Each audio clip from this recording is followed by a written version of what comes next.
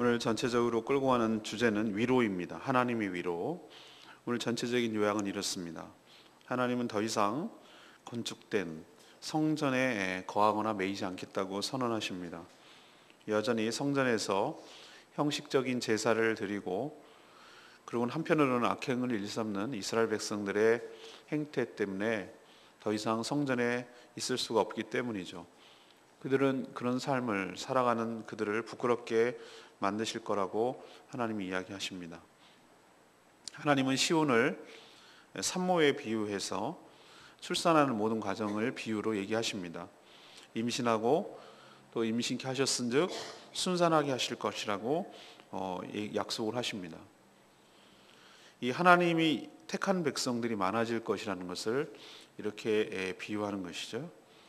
하나님 이렇게 난 태어난 자들에게 위로와 평강, 기쁨과 영광이 넘치도록 복을 내려주실 것을 예고하는 말씀이 오늘 전체적인 내용이 되겠습니다. 먼저 앞부분 1절에서 6절까지 말씀입니다. 하나님은 거짓 신앙에 사로잡혀 사는 자들에게 수치를 주실 거라고 경고하고 있습니다. 지금도 여전히 유대인들은 예루살렘 성전 그리고 구약에 매여서 살고 있습니다. 이들은 가시적으로 이스라엘이 회복될 것이라고 믿고 있죠. 지금도 이스라엘 여행을 하다 보면은 통곡의 벽이라는 곳에 갑니다. 로마에 의해서 완전히 다 무너지고 극히 성벽 일부만 조금 남아있는, 길지도 않은 100여 미터도 안 되는, 거기에 가서 검은 복장과 수염을 기르고 모자를 쓰고 경건한 정통 유대인이죠. 그들은 거기서 고개를 연신연신 꾸벅꾸벅 하면서 뭐라고 중얼중얼 기도를 합니다. 그리고 그 기도문을 쪽지에다 적어서 성벽 틈에 어떻게 그렇게 들어갈 수가 있는지 거기다가 집어넣습니다. 거기 빈틈만 있으면은 거기에 집어넣죠. 그 바로 위에는 지금은 이슬람 사원, 전에는 아브라함이 거기서 이삭을 드렸다고 하는 모리아산이 바로 거기인데, 그래서 그들은 이슬람 사원을 빼앗고 싶은 마음이 꿀뚝 같은데 팔레스타인을 비롯한 모든 아랍이 반기를 들고 난리가 날까봐 지금 못 들어가고 있는 그런 상황이에요. 그런 통곡의 벽에서 뭘 기도하겠습니까 그들이? 옛날을 꿈꾸는 것이죠. 이 성전이 회복이 되고 이 성벽이 회복이 되고, 그래서 그 옛날의 영광스러웠던 다윗의 왕국, 제국을 다시 한번 재현하고 살아가고 싶은 것이 그들의 소망이에요. 예수님이 태어나셔서 사역하시고 2000년이 흘렀는데도 불구하고 여전히 그들은 이 성전 중심, 제사 중심의 신앙을 고집하고 있습니다. 근데 벌써 예수님 오시기 전에 700년 전에 이사야는 그런 성전 중심, 제사 중심의 신앙을 오늘 질타하고 있어요. 그 자체를 질타하는 건 아니에요. 그러나 그들의 이중적인 신앙 태도와 삶에 대해서 질타하시는 것이죠. 하나님은 사실은 천지 만물을 다 창조하시고 어디에나 다 그의 영이 계신 분인데 그런 좁은 성전에 매여 붙잡힐 이유가 사실은 없습니다. 사실 성전을 하나님이 짓도록 하신 것은, 야, 너네들 내가 거할 좋은 집을 좀 만들어 봐라 라고 하나님조차고 성전을 만든 것이 아니에요. 하나님이 계신 하늘의 영광과 그 위엄은 그런 허접한 인간이 만든 것으로 아무리 금칠을 하고 보석으로 박은들 천상의 영광과 어떻게 비교가 되겠어요? 인간들은 착각하기를 하나님 좋은 집에다 모시겠다고 그 화려한 성전을 만든 것으로 착각을 하는데 천만의 말씀이에요. 성전은 철저하게 인간의 편의를 위해서 만든 것이에요. 도대체 어디 가야 하나님을 만나뵐 수 있고 하나님께 아뢰일 수 있고 하나님께 기도할 수 있는지 인간이 답답하잖아요.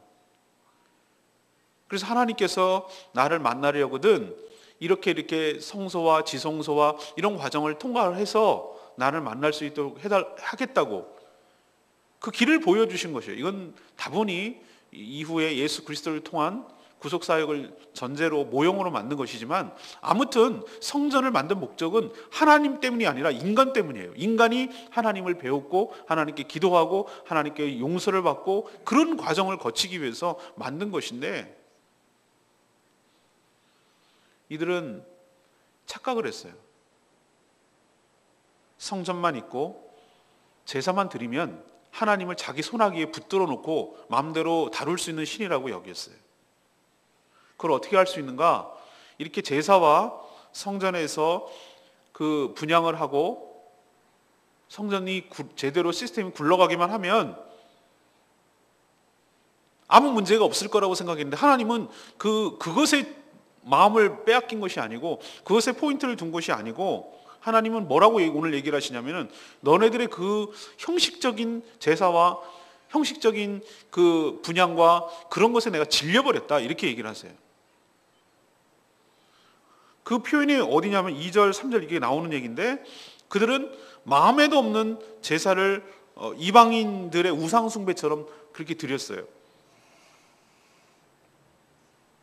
3절 보세요. 소를 잡아 드리는 것이 살인함과 다름이 없이 하고 이 얘기는 뭐냐면은 율법에 의하면은 동물을 제사를 드릴 때 그 규정이 있어요.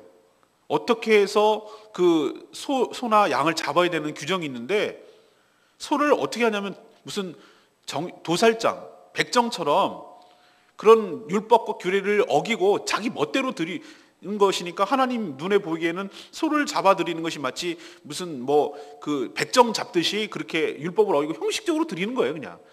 소는 필요하겠고 그러니까 그 절차와 이런 걸 다 무시하고 그냥 드리는 거예요. 또 뭐라고 그랬습니까? 그 뒤에 나오잖아요. 어린 양으로 제사 드리는 것이 개의 목을 꺾은 같이. 그러니까 아주 마음에 없고 정성이 없는 거예요. 그리고 예물을 드리는 것이 돼지의 피나 다름. 돼지의 피는 이스라엘 백성들이 절대로 제물도 들어가서는 안 되고 부정한 동물이거든요. 근데 예물을 드리는 것이 돼지의 피처럼 그냥 그냥 대충 이렇게 하고 신용하는 거예요. 신용하는 거. 제사 드리는 거예요. 그리고 우상 분향하는 것이 우상을 찬송한 것 같이 이렇게 지멋대로 하는데 그들의 마음에 가증한 것을 오히려 아주 하나님을 만홀히 여기고 우습게 여기고 그렇게 마음에 없는 제사를 드리는데 내가 어떻게 그 성전에서 머물며 내가 어떻게 그들을 내가 기뻐하게 받겠느냐. 그래서 내가 그들에게 하나님 말씀하시는 거예요. 그들에게 실제로 그렇게 멋대로 살아가는 그들을 깨우쳐주고 가르쳐주려고 선지자도 보내고 그렇게 수많은 종들을 통해서 그들을 불러도 귀뚱으로 듣고 듣지도 않고 응답도 하지 않고 하나님이 기뻐하지 않는 것만 선택하며 살아온 백성들이라는 것이죠. 그러면서 하나님 묻습니다. 내가 왜 그런 성전에 내가 있어야 하지? 내가 왜 그런 제사를 받아야 하지? 이렇게 묻는 거예요. 그리고 하시는 말씀, 내가 너희들에게 5절 말씀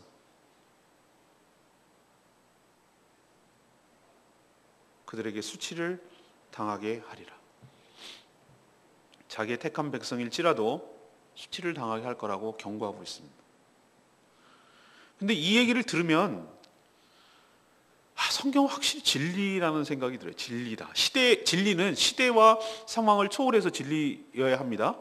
그것이 만약에 가치가 바뀐다면 그게 무슨 진리겠어요? 순금은 시대와 상황을 초월해서 항상 금이잖아요. 다이아몬드는 그래서 보석이라고 그러잖아요. 변하지 않으니까. 쇠를 보석이라고 그럽니까? 쇠는 시간이 지나면 녹슬고 삭고 없어지잖아요. 안 변하니까 금은 보석이고 보화라고 말하는 거죠.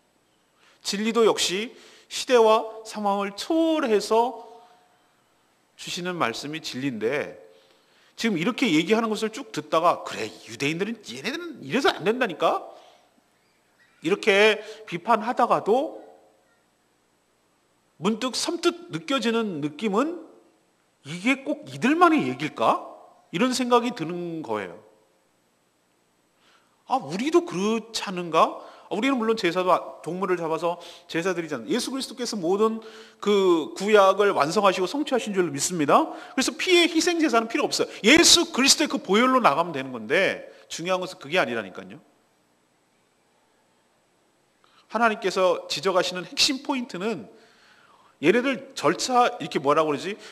이 성전과 그 굴러가는 시스템이 망가진 건 아니라니까요. 그렇게 하는데 마음에도 없고 형식도 없고 마지못해 억지로 하는, 그리고 그냥 대충 성의 없이 하나님이 임재하고 하나님이 이 앞에 존전에 계시다라는 어떤 그런 두렵고 떨리는 마음이 전혀 없이 그냥 기계적으로 대충 야 빨리 잡아 빨리 고기 잡아 갖고 이렇게 소 잡고 야 뿌려 빨리 뿌려 이렇게 뿌리고 피 뿌리고 분향도 그냥 이렇게 하고, 이렇게 성의 없이 하나님을 대하는 태도에 하나님 화가 나시는 거예요. 마음에도 없는. 근데 우리도 가끔 그런 마음이, 저 자신도 하나님 앞에 반성하고 회개를 하는데, 정말 우리가 안 보이시는 하나님을 의식하고 예배를 드리는가? 그 영광스럽고 지엄하신 그 하나님이 이 자리에 영으로 임재하고 계시다는 생각을 하면서 우리가 하나님을 찬양하고 하나님 예배하는가라고 생각을 해보면 이게 남 얘기가 아닌 거예요. 예배 부름에서 우리 주일 예배할 때 하잖아요. 지지난주까지는 뭐랬어요? 하나님은 영이시니 예배하는 자는 뭐가? 영과 진리로 예배해야 될지니라. 아멘입니까?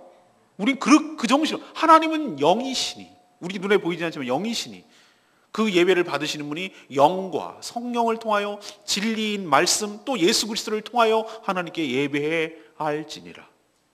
요즘은 뭘 합니까? 시편 121편인가요? 거기 나오잖아요. 종이 주의 존전을 바라보나이다. 주께서 주실 은혜를 사모하고 바라보나이다. 이거는 철저하게 우리가 하나님을 향하여 의식하고 바라보겠습니다라는 의지거든요. 근데 정말 그냥 입버릇처럼 그냥 습관적으로 되뇌이는 것인지, 아니면 정말로 그 예배를 하나님께서 기뻐 받아주시고 우리 예배를 받아주시고 그렇게 하는 마음으로 하는 것인지 우리 한번 반성하고 우리도 다시 한번 돌아보는 계기가 됐으면 좋겠습니다. 마음에도 없는 신앙, 거짓 신앙, 형식적인 신앙, 위선적이고 외식적인 신앙, 하나님이 정말 그때도 싫어했고 예수님도 싫어하시고, 바리새인과 그 사두개인들의 이중적이고 위선적인 형식적인 삶의 태도, 남을 의식하고 사람을 의식하고 하나님을 의식하지 않는 삶의 태도와 그 신앙의 태도에 대해서 하나님이 몹시 화가 나셔요. 그리고 그 성전에 있지 않겠다고 얘기하세요. 그리고 오히려 백성임에도 불구하고 수치를 주겠다는 이 말씀에 우리 다시 한번 돌아보는 계기가 됐으면 좋겠습니다. 두 번째 얘기는 7절에서 11절까지 말씀이에요. 하나님은 놀라운 은혜로 택한 자들을 부응하십니다. 그래서 하나님은 새로운 대안을 지금 제시하고 계십니다. 기존의 제도적이고 형식적인 신앙 체계로는 새로운 세계에 들어갈 수 없다는 거라고 판단하셨어요. 그래서 오늘 7절에 보면은 이 시온은 이라고 표현하고 있어요. 시온은 진통을 하기 전에 해산하며 고통을 당하기 전에 나마를 낳을 거다. 제가 이 부분을 묵상하고 하나님께서 지혜를 주셨어요. 이 시온을 어떻게 해석을 해야 될 것인가라고 굉장히 고민이 많았어요. 근데 하나님께서, 물론 성령께서 주시는 것이죠. 성령께서 깨우쳐 주셨어요. 이 시온은 바로 이 예수님 오시기 전에 700년 전에 이런 예언이 되었다는 게 전 놀랍기만 한데, 제가 신약 같은 구약이라고 이사야서를 말씀드렸죠. 근데 시대를 초월하고 넘나들어요, 이사야는. 그래서 저는 이것을 뭐라고 해석하면 모든 것이 다 맞아 들어가냐면은 바로 교회예요, 교회. 시온이 산모로 비유하고 하나님은 새로운 대안으로 이 기존의 성전 중심, 제사 중심의 신앙과 그 패턴을 다 없애고 철폐하고 새로운 대안으로 새로운 백성들을 양산하고 낳기 시작하는데, 그게 시온이에요. 그게 교회예요. 그래서 교회의 부흥을 지금 예언하고 계세요. 하나님은 새하늘과 새 땅에 들어가게 될 새로운 백성들이 필요했어요. 그래서 하나님은 시온인 이 교회를 통해서 새로운 백성들을 양산하고 낳기 시작했어요. 근데 이것이 하루아침에 생긴 하나님의 계획이 아니라 오랜 세월을 걸쳐 이렇게 준비하시고, 그래서 구약의 교회 그리고 신약의 교회, 모든 교회의 성도들을 통하여 하늘의 백성으로 삼겠다는 놀라운 장기 플랜, 마스터 플랜을 가지고 지금 구원 계획을 진행하고 계시겠다는 것을 슬쩍 지금 보여주시는 거예요. 하나님은 한 생명, 그 성도들이 거듭나서 새 생명을 얻고 주님의 백성이 되는 모든 과정을 지금 친히 직접 주관하시는 것을 볼 수 있습니다. 근데 그 과정을 마치 그 생명을 낳는, 아이를 낳는 과정을 통해서 설명한다는데 저는 굉장히 은혜가 됐어요.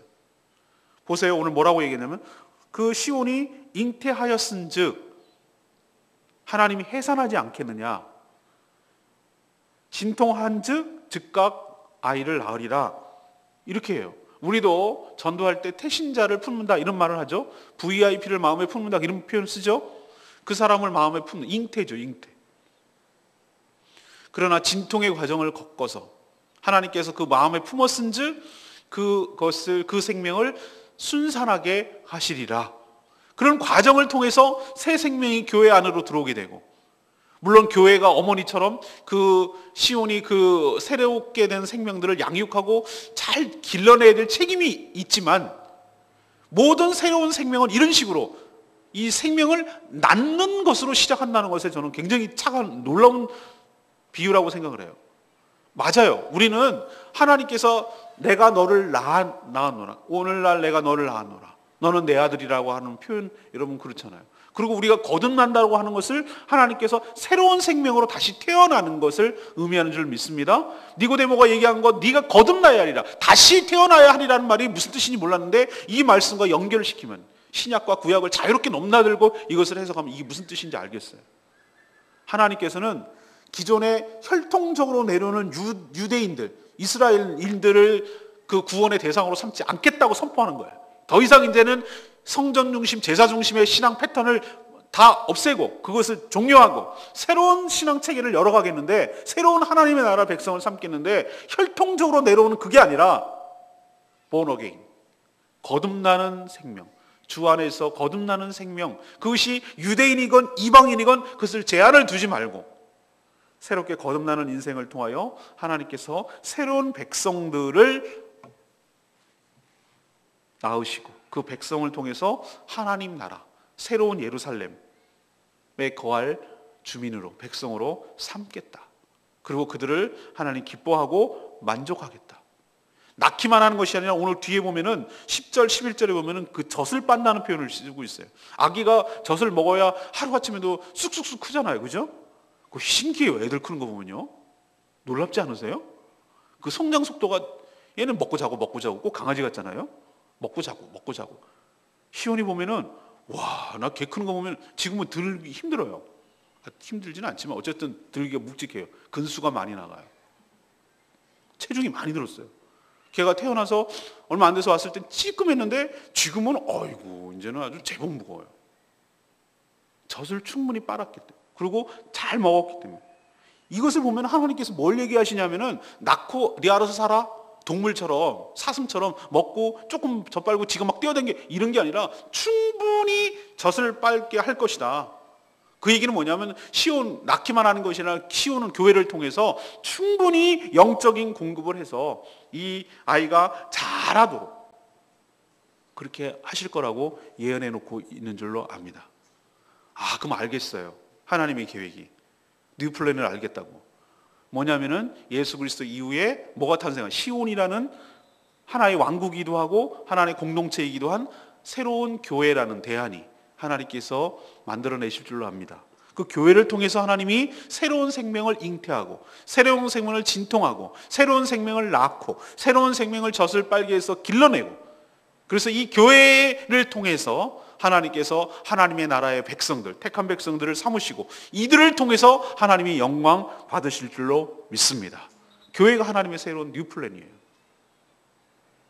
하나님께서 이렇게 문제 많은 교회지만 주님 오시는 그날까지 성도의 탄생, 성도의 양육, 이 모든 것들은 교회를 통해서 하실 거라는 걸 기억하시고 교회를 귀히 여기고 교회가 이 기능을 다 감당할 수 있는 교회 되도록 여러분도 힘써 함께 노력하고 만들어가는 저희들 되기를 원합니다.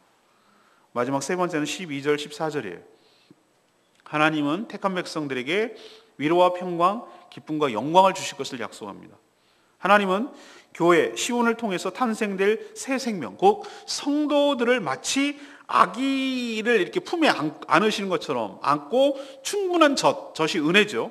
은혜를 주셔서 그들을 만족하게 하고 그들을 즐거워하게 하신다고 하셨어요. 그리고 이것만이 아니에요. 하나님 이런 과정을 통해서 형성된 그 하나님의 천국 백성들에게 복을 약속하는데 이 복이 어마어마해요. 먼저 오늘 뭐라고 합니까? 평강의 복을 주시겠다고 말씀. 평강의 복을 12절에 나오죠. 평강의 복을 강같이 부어주신다. 또 영광을 넘치는 시내처럼 주신다. 이 축복의 이 단어들이 지금 계속 나와요.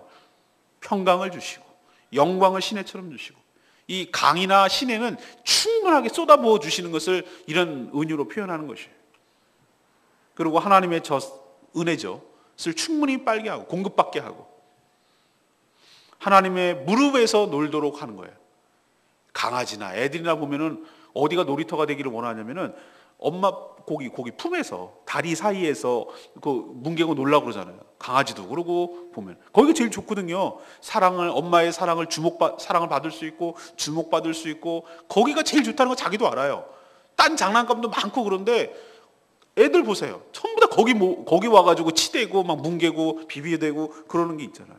그게 알거든요. 자기가 여기 있어야 자기가 사랑을 받는다는 걸 알아요. 성도들도 하나님의 무릎에서 놀도록 은혜를 부어주실 줄로 믿습니다. 친히 보살펴 주시고 챙겨주신다는 의미도 있어요. 또한 어머니가 자식을 위로하는 것처럼 하나님의 백성들을 하나님께서 위로해 주실 거라는 약속도 해요. 성도들은 이렇게 새 예루살렘에서 하나님의 위로를 받을 것입니다. 그래서 하나님의 품 안에 거한 이 백성이자 자녀인 성도들은 그 마음이 기뻐하게 될 것이고 또 연한 풀처럼 즐거움이 막 넘쳐나게 될 것이라고 하나님이 약속하고 있습니다. 이것이 바로 우리가 거듭나서 천국의 백성, 하나님의 자녀가 된 우리들이 천국에서 아니면 지금부터 누리게 될 하나님의 축복이며 은혜인 줄로 믿습니다. 이게 바로 교회를 통해서 이 모든 은총을 맛보도록 하는 거예요. 교회는 이래야 되는 거예요. 하나님의 평강, 하나님의 영광, 하나님의 은혜, 이것이 공급되는 곳, 충분히 주어지는 곳, 하나님의 무릎처럼 즐거워 뛰며 놀 수 있는 곳, 우리가 어린아이처럼 기뻐하며 즐거워할 수 있는 곳, 거기만 가면 평안과 안심과 이런 것들을 누릴 수 있는 곳, 이런 공동체를 만들어갈 때 하나님께서 교회를 만드신 이유가 분명하고 그 만드신 목적대로 세워져 가는 것임을 기억하시길 바랍니다. 이미 이 교회를 통해서 이것을 맛보고 있고 천국에서 아마 최종적으로 완성될 것을 꿈꾸시는 여러분 되시길 바랍니다. 저는 레마의 말씀 13절 말씀, 어머니가 자식을 위로함 같이 내가 너희를 위로할 것인즉 너희가 예루살렘에서 위로를 받으리니. 세상에 살면 살수록 지난주 주일날도 말씀드렸습니다만 상처를 받아서 흉터가 여기저기 생기고 그것을 건드리면 너무 아파요. 고통스럽고. 그래서 사람들은 위로가 필요한데 그 위로를 받을 곳을 잘못 번지수를 잡아서 거짓 위로에 속고 있습니다. 술을 먹으면 또 운동을 하면 사람들하고 섞여 살면 뭐 여러 가지 이유를 자기를 찾아요. 그래서 거기서 위로를 얻고 싶어 하죠. 근데 거짓 위로고 더 공허하고 마음이 더 뻥 뚫리는 것 같은 느낌을 받죠. 허탈하죠. 그 끝을 가면. 하나님은 이런 인간의 아픔을 너무나 잘 아세요. 마치 어머니처럼 이런 치이고 상하고 아파하고 힘들어하는 인간을 어머니처럼 품어주시고 쓰다듬어 주시고 위로하여 주시고 너 살기 힘들었지? 많이 외로웠지? 아팠지? 이제 다 끝났다 이렇게 말씀해 주시는 것처럼 하나님께서 우리를 품에 안으시고 젖을 물려주시고 충분한 은혜를 베풀어 주실 줄로 믿습니다. 이제는 편히 쉬렴 내 품에 안기렴. 그리고 우리가 흘리는 눈물을 닦아주시고 안아주시는 하나님이신 줄로 믿습니다. 엉뚱한 곳에서 우리가 위로를 얻으려고 하지 말고 주님 품 안에서 교회를 통해 주시는 하나님의 진정한 위로와 은혜를 경험하고 누리는 여러분 되시기를 바랍니다. 오늘 세 가지 말씀드렸어요. 첫 번째는 하나님의 분통 터지는 소리를 얘기하세요. 너희들이 마음에도 없이 형식적으로 제사 드리고 예배하는 것에 내가 질려버렸다. 내가 너희들에게 수치를 주리라. 이 껍데기뿐인 신앙 붙들고 있는 너희들 다 집어치우라고 하나님이 막 야단하세요. 그리고 하나님이 뭐예요? 이거 갖고는 안 되겠다고 판단해서 새로운 뉴 플랜, 새로운 대안을 얘기하시는데 그게 바로 무엇이죠? 시온, 교회를 통한 새로운 부흥과 역사를 얘기하세요. 그럼 마지막에 뭡니까? 이 교회를 통해서 하나님이 위로와 평강과 은총과 축복을 주실 것을 약속하고 있는 줄로 믿습니다. 이게 하나님의 계획이에요. 이대로 지금 진행되어 가고 이것이 성취될 줄로 믿습니다. 오늘 말씀 붙들고 기도하기 전에 우리 49장 부르고 기도하겠습니다.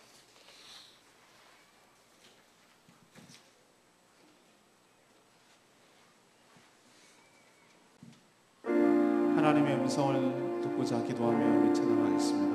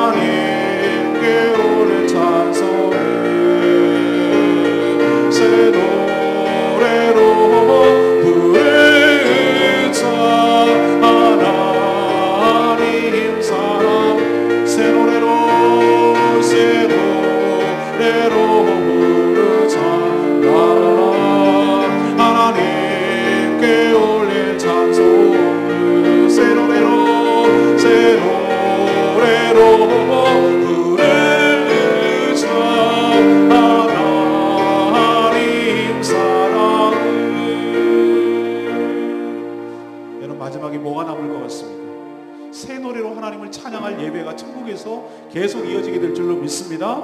우리에게 베풀어 주시는 은혜, 우리를 위로해 주시는 그 하나님의 사랑, 우리에게 평강과 영광을 주신 그 하나님의 놀라운 은총이 우리 삶 가운데 펼쳐질 것이기 때문에, 이미 시작되었기 때문에 우리가 새 노래로 하나님을 찬양하게 될 날이 반드시 올 줄로 믿습니다. 노래하지 않으면 안 될, 찬양하지 않으면 안 될 그런 우리의 마음을 하나님께서 주실 줄로 믿습니다. 하나님, 교회를 통해서 새로운 역사를 일으키시고 새로운 구원을 일으키시고 하나님 새로운 생명을 잉태하게 하시고 자라게 하시고 젖을 빨게 하시고 은혜를 부어주시는 하나님을 기대합니다. 우리 교회가 그런 교회가 되게 하여 주시고 하나님의 뜻에 부합한 교회가 되게 하여 주시고 저희들이 그런 역할을 감당하게 하시고 구하는 영혼들을 잉태하며 그들을 품고 그들을 새 생명으로 하나님께 인도할 수 있는 그런 교회로, 하나님의 은혜가 사랑과 평강이 넘치는 교회로 하나님 만들어달라고 다 같이 통성으로 주여 외치며 기도합니다. 주여 아버지, 새 노래로 부르자 하나라, 하나님께 올린 찬송을 새 노래로 부르자 하나님 사랑을. 하나님 믿습니다. 하나님, 우리가 거짓 신앙에 사로잡혀 있는 자들에게 수치를 줄 것이라고 하였는데, 저희도 하나님 형식적이고 외식적이고 마음에 없는 신앙생활하지 않게 하여 주시옵시고, 하나님 정말 진심으로 다해서 진정과 진정으로 하나님께 예배드리는 경건한 삶을 살게 하여 주시옵소서. 하나님, 새로운 놀라운 은혜를 하나님 계획하고 계신 것을 압니다. 교회를 통해서 하나님 새로운 생명이 잉태되고 하나님 거듭나서 하나님의 백성으로 삼아주시는 은혜, 부흥의 은혜를 경험케 하시니 감사합니다. 하나님의 택한 백성들에게 위로와 평강과 기쁨과 영광을 주시는 하나님을 기대합니다. 하나님 새 노래를 부르게 하시는 하나님을 기대합니다. 주여 역사하시고 이 사명 감당하는 저희들 되게 하여 주시옵소서. 주여 새 노래로 부르자 하나라, 하나님께 올릴 찬송을 새 노래로 부르자 하나님 사랑을. 하나님, 저희도 유대인처럼 형식적이고 위선적인 신앙생활 다 버리게 하여 주시옵소서. 마음에도 없는 예배, 억지로 하는 헌신과 봉사, 남의 눈을 의식하는 가식적인 신앙 다 버리게 하여 주시옵소서. 성령으로 거듭나서 주님이 진정 기뻐하시는 삶을 살게 하여 주시옵소서. 저희도 하나님이 계획하신 교회의 부흥을 꿈꿉니다. 저희 교회가 산모가 되어 새로운 생명을 잉태하고 또 진통과 순성 과정을 거쳐 주의 백성이 더 많아지게 하여 주시옵소서. 주님의 품에서 진정한 위로와 기쁨, 평강과 영광을 얻게 하여 주시옵소서. 엉뚱한 곳에서 이거 찾지 않게 하여 주시고 오직 하나님께만 그 은혜를 구하게 하여 주시옵소서. 오직 주님만이 우리 주이신 것을 고백합니다. 오늘도 주님의 은혜로 사는 복된 하루 되기를 소망합니다. 저희들과 동행하여 주시옵시고 순간순간 주님의 뜻을 분별하며 주님이 기뻐하시는 삶을 살아가도록 복내려 주시옵소서. 주님께 모든 것 맡겼고 예수 그리스도의 이름으로 기도합니다. 아멘. 승리하는 하루 되십시오. 주님 축복합니다.